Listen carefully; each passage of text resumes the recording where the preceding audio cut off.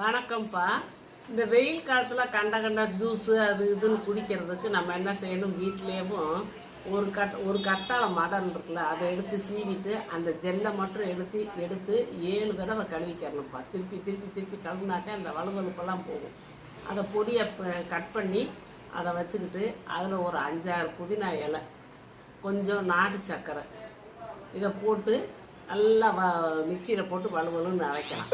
அதில் கொஞ்சம் நாட்டு சர்க்கரையும் அப்புறம் இந்த எலுமிச்சம்பழம் சாறையும் அதில் புழிஞ்சு விட்டு நல்லா திருப்பி கூட மிக்சியில் ஒரு அடி அடித்து அதை குடிச்சிட்டு வாங்க. எந்த நேரமும் குடிச்சிக்கலாம். ஒரு நாளையில் நைட்டு வேண்டாம், பகல் நேரத்தில் குடிங்க. இப்படி குடிச்சிங்கன்னா உடம்புல உங்களுக்கு சூட்டுனால வரக்கூடிய பிரச்சனை எதுவுமே வராது.